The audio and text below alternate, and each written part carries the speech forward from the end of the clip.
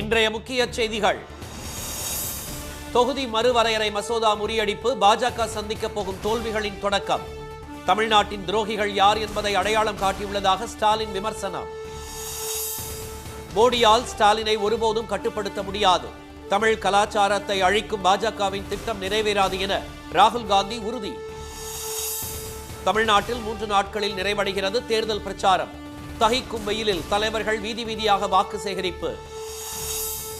Iran மீது மீண்டும் தாக்குதல் நடத்தப் போவதாக ட்ரம்ப் மிரட்டல். ஹோர்முஸ் நீரிணை தங்கள் கட்டுப்பாட்டில் தான் இருக்கும் என ஈரான் பதிலடி.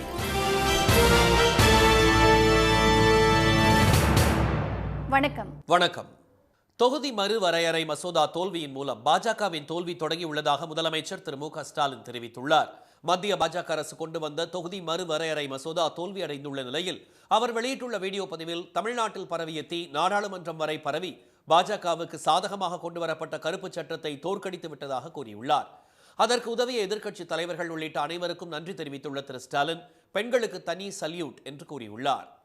முக்கியமா இதில் முழுக்க என் கூட நின்ன தமிழ்நாட்டு மக்களுக்கு தான் முதல்ல என்னுடைய நெஞ்சாத நன்றியை சொல்லணும். பெண்களுக்கான இடஒதுக்கீடு என்ற மாறு விஷயத்தில் இந்த சட்டத்தை பாஜக கொண்டு வர பார்த்தாங்க. ஆனால் இந்த ஏமாற்று திட்டத்தை முன்னாடி நின்று தோற்கடித்ததே பெண்கள் தான். அவங்களுக்கு என்னுடைய சல்யூட். வடக்கு தெற்கு என நமக்குள் பிளவை ஏற்படுத்தி சண்டை மூட்டிவிட நினைத்தவர்களுக்கு சரியான சம்மட்டி அடி கிடைத்திருப்பதாக கூறிய முதலமைச்சர் 12 ஆண்டுகளில் மோடி அரசு கொண்டு வந்த மசோதா முதல் முறையாக தோல்வி அடைந்திருப்பதாக கூறினார். இது எதிர்க்கட்சிகளின் ஒற்றுமைக்கு கிடைத்த வெற்றி என்ற அவர் நாடு முழுக்க இனிமேல் பாஜக பெறப்போகும் தோல்விக்கான தொடக்கம் என்றார். 12 ஆண்டுகளில் முதல் முறையாக பிரதமர் மோடி அரசு கொண்டு வந்த அரசியலமைப்பு சட்டத்திருத்த மசோதா தோல்வி அடைஞ்சிருக்கு. இது தொடக்கம்தான். பாஜக இனி நாடு முழுக்க பெறப்போகிற தோல்விக்கான தொடக்கம் இது. எதிர்க்கட்சிகளின் ஒற்றுமைகளுக்கான தொடக்கம் இது.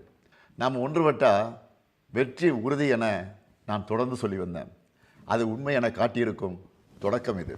மகளிர் ஒதுக்கீட்டுக்கும் இந்த கருப்பு சட்டத்துக்கும் எந்த தொடர்பும் இல்லை என்பதை விளக்கி வாதிட்ட திரு ராகுல் காந்தி, திருமதி சோனியா காந்தி, திரு மல்லிகார்ஜுன கார்கே மற்றும் இந்தியா கூட்டணி தலைவர்களுக்கு நன்றி தெரிவித்த திரு ஸ்டாலின் 2023ஆம் ஆண்டு எதிர்க்கட்சிகள் ஆதரவோடு நிறைவேறிய மகளிர் ஒதுக்கீட்டை உடனே அமல்படுத்த வேண்டும் என்றும் அவர் வலியுறுத்தினார். நாம் பெற்றிருப்பது பாதி வெற்றி தான்.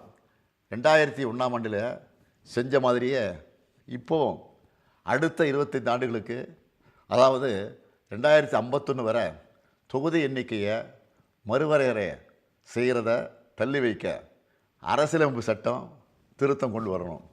அது மட்டுமல்ல, பெண்களோட இடஒதுக்கீட்டுக்காக 2023ஆம் ஆண்டே நாம் ஆதரித்து நிறைவேற்றின சட்டத்தை எந்த நிபந்தனையும் இல்லாமல் பாஜக அரசு உடனடியாக இப்போ இருக்கிற உறுப்பினர் எண்ணிக்கைக்கே அமல்படுத்துகிறோம். தொகுதி மறுவரையறை பிரச்சனையில் தமிழ்நாட்டின் துரோகிகள் யார் என்பது தெரிய வந்திருப்பதாக கூறியவர் அரசியலமைப்பு சட்டத்தில் முதல் சட்ட திருத்தம் கொண்டு வந்தது முதல் தமிழ்நாட்டுக்கு எந்த பிரச்சனை வந்தாலும் போராடும் திமுகவை பற்றி இன்று இந்தியாவை உயர்வாக பேசுவதாக தெரிவித்தார். தமிழ்நாட்டு மக்களை சொந்த நாட்டிலேயே அகதிகளாக்க முயற்சித்த பாஜகவுக்கும் அதன் ஏவல் அடிமையான அதிமுகவுக்கும் 2026 சட்டப்பேரவை தேர்தலில் மறக்க முடியாத மாபெரும் தோல்வியை கொடுப்போம் என்றும் திரு ஸ்டாலின் தெரிவித்தார். பிரதமர் திரு மோடியால் முதலமைச்சர் திரு மு க ஸ்டாலினை ஒருபோதும் கட்டுப்படுத்த முடியாது என்று எதிர்க்கட்சித் தலைவர் திரு ராகுல் காந்தி கூறியுள்ளார். திருவள்ளூர் மாவட்டம் பொன்னேரியில் இன்று நடைபெற்ற தேர்தல் பிரச்சார கூட்டத்தில் கலந்து கொண்ட அவர் திமுக கூட்டணி வேட்பாளர்களை ஆதரித்து பேசினார். அப்போது பாஜகவும் RSSம் தமிழ் மொழி மற்றும் தமிழ் கலாச்சாரத்தின் மீது தாக்குதல் நடத்தும் போதெல்லாம் தமிழ்நாட்டைச் சேர்ந்தவராகவே தம்மை உணர்வதாகவும் அவர்களது எண்ணம் ஒருபோதும் நிறைவேறாது என்றும் திரு ராகுல் காந்தி கூறினார். They want to attack Tamil language. They want to distort Tamil history. They want to twist Tamil culture, and we will never ever allow them to do that. இதையடுத்து ராணிப்பேட்டை மாவட்டம் சோளிங்கரில் நடைபெற்ற பொதுக்கூட்டத்தில் உரையாற்றிய திரு ராகுல் காந்தி சமூக நீதிக்கு நாட்டுக்கே வழிகாட்டியது தமிழ்நாடுதான் என்று பாராட்டினார். ஊழல் புகார்களில் சிக்கிய அதிமுகவை பாஜக மிரட்டி தன்வசப்படுத்தியதுடன் தமிழ்நாட்டுக்குள் நுழைய ஒரு கருவியாக பயன்படுத்துவதாக அவர் விமர்சித்தார். தமிழ்நாட்டை டெல்லியிலிருந்து ஆள பாஜக முயற்சி செய்வதாக திரு ராகுல் காந்தி குற்றம் சாட்டினார். அமெரிக்க அதிபர் டிரம்பிடம் பிரதமர் திரு மோடி சரணடைந்தது போன்று பிரதமரிடம் சரணடையும் முதலமைச்சரை டெல்லி எதிர்பார்ப்பதாகவும் அவர் கூறினார். because he knows that no matter what he does, he cannot control the current Chief Minister of Tamil Nadu, Mr. Stalin. He knows that Mr. Stalin is independent and will not be pressurized by Narendra Modi. சோளிங்கருக்கு திரு ராகுல் காந்தி வந்த ஹெலிகாப்டரில் பறக்கும் படையினர் சோதனை நடத்தியதால் பரபரப்பு ஏற்பட்டது. சோளிங்கர் பொதுக்கூட்டத்தை முடித்துக் கொண்டு துறையூர் தொகுதியில் திரு ராகுல் காந்தி பரப்புரை மேற்கொண்டார். இதையடுத்து திருச்சியில் இருந்து அவர் தனி விமானம் மூலம் டெல்லி புறப்பட்டுச் சென்றார். சட்டப்பேரவை தேர்தல் பிரச்சாரம் 3 நாட்களில் நிறைவடைய உள்ள நிலையில் தலைவர்கள் சூறாவளியாக சுழன்றடித்து வாக்கு சேகரிப்பில் ஈடுபட்டு வருகின்றனர். திருப்பூரில் இன்று பிரச்சாரம் மேற்கொள்ளும் முதலமைச்சர் திரு மு.க.ஸ்டாலின் காலையில் ஆஷர் நகர் பகுதியில் உள்ள பின்னலாடை நிறுவனத்திற்கு சென்று அங்குள்ள தொழிலாளர்களிடம் கலந்துரையாடினார். அப்போது மகளிர் உரிமை தொகை உள்ளிட்ட அரசின் திட்டங்கள் மூலம் பயன்பெற்றதாக தொழிலாளர்கள் மகிழ்ச்சி தெரிவித்தனர். இன்றைக்கி முதல்வர் சார் எங்கள் கம்பெனிக்கு வந்திருந்தார். நிறைய விஷயம் அவர்கிட்ட பேசணும். மகளிர் உரிமை தொகையை பற்றி பேசணும், அப்புறம் தமிழ் புதல்வன் திட்டத்தை பற்றி பேசணும், இலவச பஸ்ஸில் வரதை பற்றி பேசணும், எங்கள் பொண்ணுக்கு காலேஜில் லேப்டாப் கொடுத்துருக்குறாங்க அதை பற்றியும் பேசணும். ரொம்ப இதாக இருக்குது. அடுத்தது அவரே முதலமைச்சராக வரணும்னு ஆசைப்பட்றோம். எங்கள் ஆஃபீஸில் வந்து உள்ள இந்த ப்ரொடெக்ஷன் சைடில் போய் பார்த்து வந்து என்னென்னங்கிறது டீட்டெயிலாக லேபர்ஸ்ட்டையும் கேட்டு அவங்களோட குறையிலும் சொன்னாங்க. இன்னும் என்ன வளர்ச்சி வேணுங்கிறதும் ஒரு நின்று போய் வெயிட் பண்ணி இவங்க என்ன சொல்கிறாங்கிறது நின்று கேட்டார்.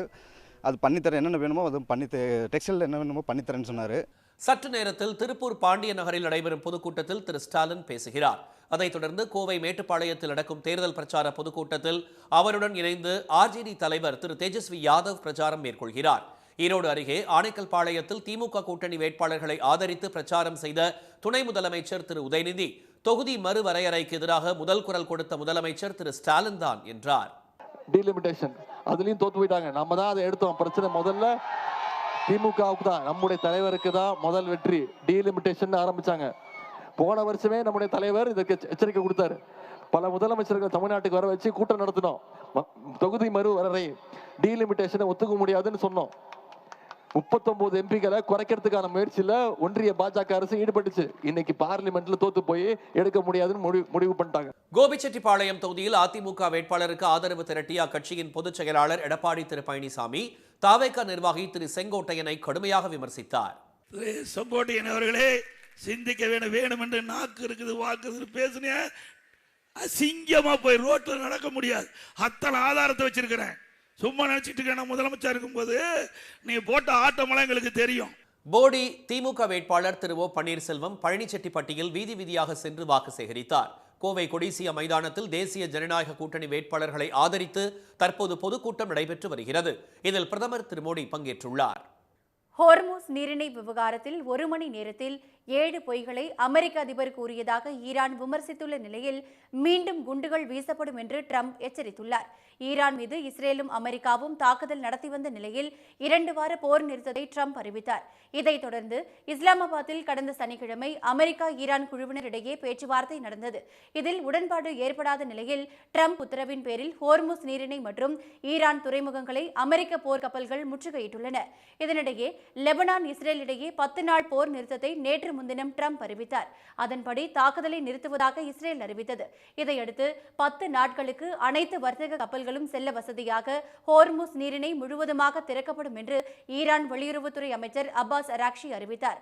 ஹோர்முஸ் திறக்கப்பட்டதால் சீன அதிபர் ஜி ஜின்பிங் மகிழ்ச்சி அடைந்துள்ளதாக பதிவிட்ட ட்ரம்ப் அவரை சீனாவில் தாம் சந்திக்கவிருப்பது வரலாற்று முக்கியத்துவம் பெறும் என்றும் குறிப்பிட்டார். அதே நேரம் ஈரானுடன் ஒப்பந்தம் ஏற்படாத வரை முற்றுகை விலக்கப்படாது என அவர் தெரிவித்தார். இதற்கு ஈரான் பேச்சுவார்த்தை குழுவின் தலைவரும் அந்நாட்டு நாடாளுமன்ற அவைத் தலைவருமான முகமது பாகர் கலிபாஃப் பதிலடி கொடுத்துள்ளார். யுரேனியத்தை ஒப்படைக்க ஈரான் ஒப்புக்கொண்டதாகவும் ஹோர்முஸ் திறப்பு பற்றியும் 1 மணி நேரத்தில் ட்ரம்ப் கூறிய 7 விஷயங்களும் பொய் என்று தெரிவித்துள்ள அவர் பொய்கள் மூலம் போரில் வெற்றி பெற முடியாது என்று கூறியுள்ளார். முற்றுகை நீடித்தால் ஹோர்முஸ் நீரிணை தொடர்ந்து திறக்கப்படாது என்றும் குறிப்பிட்ட வழித்தடத்தில் ஈரான் அனுமதியுடன் தான் கப்பல்கள் செல்ல முடியும் என்றும் கலிபாஃப் தெரிவித்துள்ளார். வலைத்தள பதிவுகளால் நீரிணையை திறக்கவும் மூடவும் இயலாது என்றும் அவர் குறிப்பிட்டுள்ளார். ஊடகம் வழியாகவும் மக்களிடமும் கருத்தை விதைப்பது போரின் அம்சம் என்றாலும் அந்த உத்திகளால் ஈரான் பாதிக்கப்படாது என கலிபாஃப் கூறியுள்ளார். இந்நிலையில் 22ஆம் தேதி போர் நிறுத்த முடியவுள்ள நிலையில் ஒப்பந்தம் ஏற்படாவிட்டால் மீண்டும் தாக்குதல் தொடங்கப்படும் என ட்ரம்ப் எச்சரித்துள்ளார். அமெரிக்கா ஈரான் இடையே சமரசம் ஏற்பட பாகிஸ்தான் தொடர்ந்து முயற்சி செய்து வருகிறது. இந்நிலையில் அடுத்த கட்ட பேச்சுவார்த்தைக்காக பாகிஸ்தான் தலைநகர் இஸ்லாமாபாத்தில் பாதுகாப்பு ஏற்பாடுகள் செய்யப்பட்டு வருகின்றன. தமிழக வாக்காளர்களை கவர கலை நிகழ்ச்சிகள் நடத்தியும் அன்றாட பணிகளில் உதவி செய்தும் வேட்பாளர்கள் ஆதரவு திரட்டி வருகின்றனர். சங்கராபுரம் தாவேகா வேட்பாளர் திரு ஜெகதீசன் வடக்கரந்தல் பகுதியில் பானிபூரி விற்பவருக்கு பூரி தயாரிக்க உதவி செய்து வாக்கு சேகரித்தார். திருக்கோவிலூர் தொகுதி நாதாக வேட்பாளர் திரு ஹேமராஜன் சி மெய்யூர் கிராமத்தில் வாக்கு சேகரித்த போது முடி திருத்தும் கடையில் ஒரு மாணவனுக்கு சிகை அலங்காரம் செய்தார். நெய்வேலி திமுக வேட்பாளர் திரு சபா ராஜேந்திரன் முந்திரி தொழிற்சாலையில் முந்திரி கொட்டை உடைத்துக் கொடுத்து தொழிலாளர்களிடம் வாக்கு சேகரித்தார். திருப்பரங்குன்றம் திமுக வேட்பாளர் திருமதி கிருத்திகா தங்கபாண்டி பிரச்சாரம் செய்தபோது கிராமிய கலைக்குழுவினர் பொய்க்கால் குதிரை ஆட்டம், மயிலாட்டம், கட்டைக்கால் ஆட்டம் ஆடி வந்தனர்.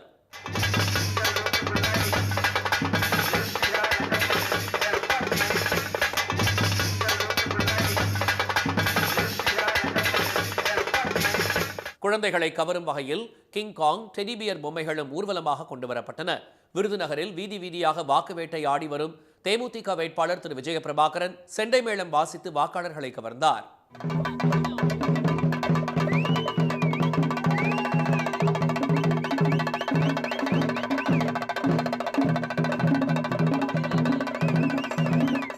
அவருடன் பொதுமக்கள் ஆர்வமுடன் புகைப்படம் எடுத்துக் கொண்டனர்.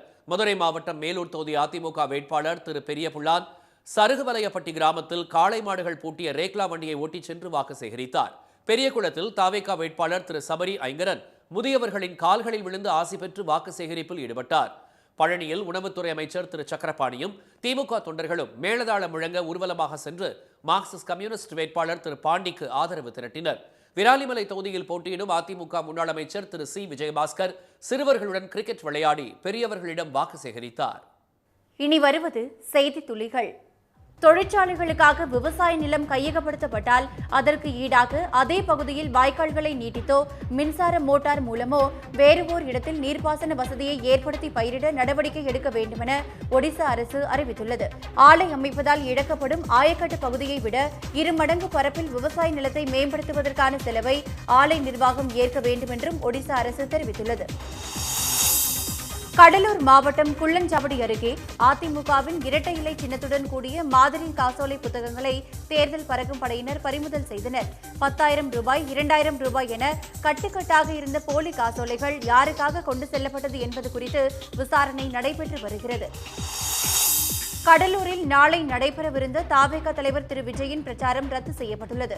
அவரது பரப்புரைக்கு காவல்துறை அனுமதி வழங்கியிருந்த நிலையில் ரோட் ஷோவுக்கு அனுமதி வழங்காததால் பிரச்சாரம் ரத்து செய்யப்பட்டதாக தாவேக தரப்பில் தெரிவிக்கப்பட்டது. இதனை மறுத்த காவல்துறை தரப்பு ரோட் ஷோ நடத்த அனுமதியே கேட்கவில்லை என விளக்கமளித்துள்ளது.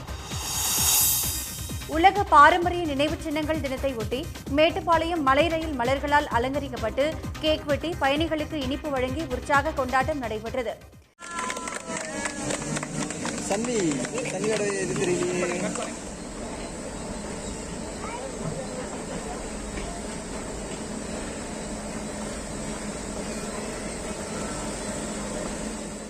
மலை ரயிலில் பயணித்த குழந்தைகள் முதல் பெரியவர்கள் வரை ஆர்வமுடன் மகிழ்ச்சியை பகிர்ந்து கொண்டனர்.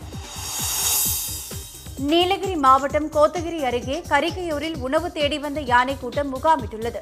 அதில் ஓர் யானை வெயில் கொடுமையிலிருந்து தப்ப குளத்தில் இறங்கி குளியல் போட்ட காட்சி வலைதளங்களில் பரவி வருகிறது.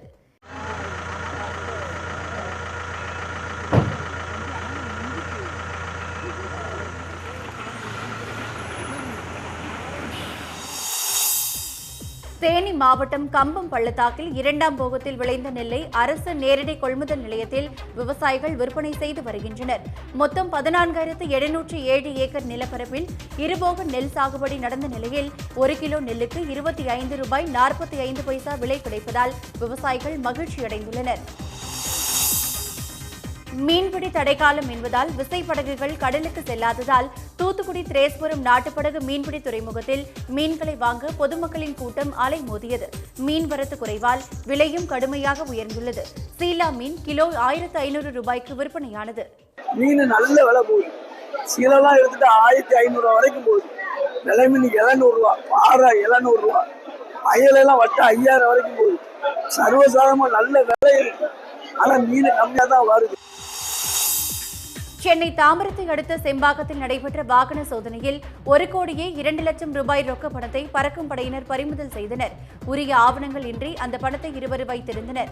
டாஸ்மாக் கடைகளில் வசூலான பணத்தை அம்பத்தூரில் உள்ள பணம் வசூல் செய்யும் நிறுவனத்திற்கு கொண்டு செல்வதாக அவர்கள் தெரிவித்தனர்.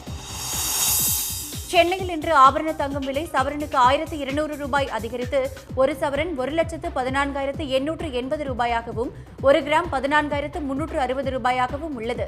வெள்ளி விலை கிராமுக்கு 5 ரூபாய் உயர்ந்து ஒரு கிராம் 280 ரூபாயாக உள்ளது. மீண்டும் இன்றைய முக்கிய செய்திகள். தொகுதி மறுவரையறை மசோதா தோல்வியின் மூலம் பாஜகவின் தோல்வி தொடங்கியுள்ளதாக முதலமைச்சர் ஸ்டாலின் தெரிவித்துள்ளார். பிரதமர் மோடியால் முதலமைச்சர் ஸ்டாலினை ஒருபோதும் கட்டுப்படுத்த முடியாது என்று எதிர்க்கட்சித் தலைவர் ராகுல் காந்தி கூறியுள்ளார். ஹோர்முஸ் விவகாரத்தில் 1 மணி நேரத்தில் 7 பொய்களை அமெரிக்க அதிபர் கூறியதாக ஈரான் விமர்சித்துள்ள நிலையில் மீண்டும் குண்டுகள் வீசப்படும் என்று ட்ரம்ப் எச்சரித்துள்ளார். இத்துடன் இந்த செய்திகள் நிறைவடைகின்றன.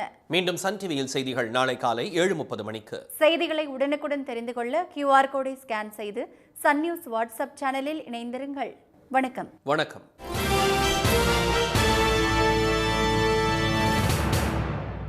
உடனுக்குடன் செய்திகளை தெரிந்து கொள்ள சன் நியூஸ் பெல் ஐகானை கிளிக் பண்ணுங்க.